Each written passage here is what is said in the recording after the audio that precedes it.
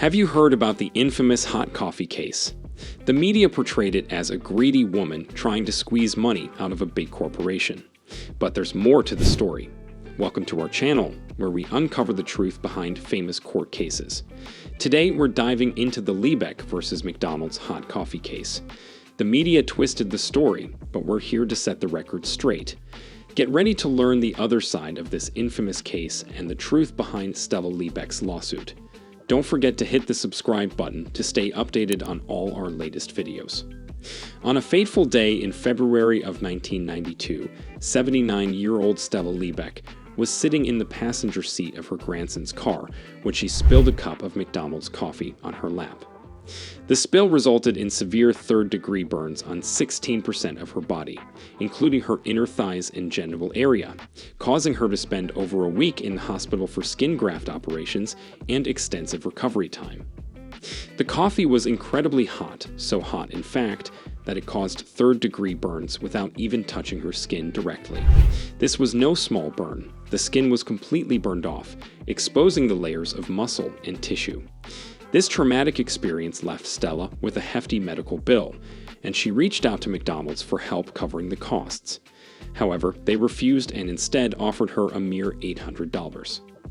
Faced with no other options, Stella decided to take legal action, hoping to not only cover her medical expenses, but also to raise awareness about the dangers of excessively hot coffee.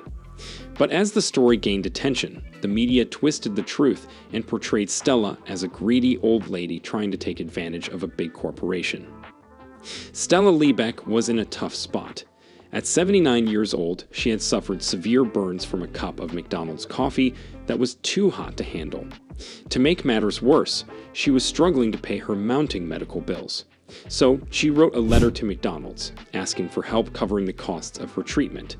But the fast food giant refused, offering her a mere $800, a paltry sum compared to what she needed. Feeling hopeless and with no other options, Stella reached out to a lawyer. She tried to settle the case outside of court, but when that failed, she took legal action against McDonald's. She sued them for $125,000, citing physical pain, emotional suffering, and loss of enjoyment in life, all due to the dangerously hot coffee. The root of the problem was that all McDonald's locations were brewing their coffee at a temperature of 195 to 205 degrees and selling it at 180 to 190 degrees, much hotter than what most people would consider drinkable. It was clear that Stella had a valid argument, and she was determined to fight for what was right. There's a common belief that Stella Liebeck was just a greedy old lady trying to sue McDonald's for a quick buck. But the truth is, she spent 6 months trying to negotiate with the fast food chain for just $15,000 to $20,000 to cover her medical expenses. As a 79-year-old woman, she didn't want to go through the hassle of a lawsuit, but she felt she had no other choice. She just hoped that McDonald's would change their policies so this wouldn't happen to anyone else. Many people believe that McDonald's was punished unfairly for serving hot coffee. After all, everyone knows coffee is hot, right? But the coffee served by McDonald's was at a temperature that could cause third-degree burns in just 3 seconds, even through clothing. Most restaurants serve their coffee at 160 degrees, which takes 20 seconds to cause third-degree burns, giving people enough time to wipe it off. The public simply wasn't aware of how dangerously hot the coffee was and how severe the burns could be. When Stella took McDonald's to court, the jury was shocked by the graphic images of her burns and the testimony of experts. They learned that McDonald's coffee was 30 to 40 degrees hotter than a regular coffee, and that this level of heat can cause severe burns if it comes into contact with skin for more than a few seconds. Stella's surgeon, Dr. David Arredondo, explained the dangers to the jury, showing them the extent of Stella's injuries and the skin grafts she required. McDonald's tried to defend their actions by claiming that hot coffee tastes better. They brought in coffee experts who testified that high temperatures were necessary for full extraction of flavor during brewing. But the jury was left to decide whether the risk of severe burns was worth it for a better-tasting cup of coffee.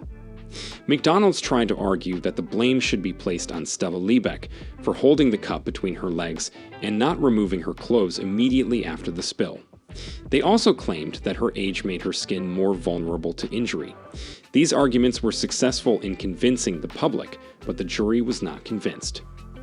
During the trial, the jury heard about 700 other people who had been burned by McDonald's coffee before and the company's failure to change their policy. The company continued to serve their coffee at temperatures between 180 and 190 degrees, even though they knew it was causing severe burns. However, the company thought that this number was not significant, given the billions of coffees they sell annually. The jury was not swayed by this argument, and now understood that McDonald's was knowingly serving their coffee at dangerous temperatures. The jury's decision to award Stella Liebeck with $2.7 million in punitive damages was a shock to many people. McDonald's had argued that hot coffee was expected, and that Liebeck should have taken better care when handling the cup. But the jury saw things differently. The jury took into account the testimony from experts and the graphic photos of Liebeck's injuries, as well as the fact that McDonald's continued to serve coffee at extreme temperatures. They awarded Liebeck $200,000 in compensatory damages, which was later reduced to $160,000 because she spilled the coffee on herself. And then the $2.7 million in punitive damages, which was equal to 2 days of McDonald's coffee sales. Stella Liebeck, who was badly burned by hot coffee at McDonald's, filed a lawsuit to hold the company accountable and prevent similar accidents from occurring in the future. Although the initial award was $2.86 million, it was later reduced to $500,000. Nonetheless, the case drew significant attention, albeit not all of it positive.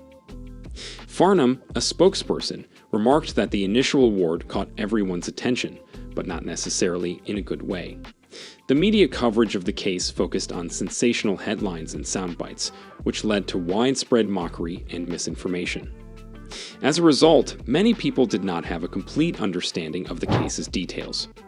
Kenneth Wagner, Stella's lawyer, stated that they were aware of the high water temperature at McDonald's before filing the lawsuit.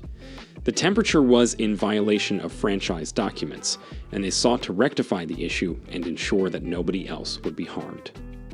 Unfortunately, the media was unkind to Stella, distorting the facts and leaving out crucial information. According to John Llewellyn, a communication professor at Wake Forest University, the headlines and soundbites made the case sound like a scam rather than the result of a well-considered legal process. This coverage failed to reflect the gravity of Stella's injuries or the reasoning behind the lawsuit. If you remember the case, you might have heard the ridicule and even joined in the mockery yourself. The media coverage of Stella Liebeck's case distorted the facts and left out crucial details, leading to widespread misunderstanding and mockery. Many news reports portrayed Stella as someone who was solely after money, making her a punchline for late-night comedians like Seinfeld. Furthermore, the reports had incorrect information, stating that Stella was driving when the coffee spilled. In reality, she was a passenger, and the vehicle was not moving when the accident occurred. That's it for today. We hope you found our video interesting. If you did, please give it a big thumbs up and share it with others. Also, if you haven't already, please consider subscribing to our channel. Don't forget to turn on the notification bell so you don't miss any of our new uploads.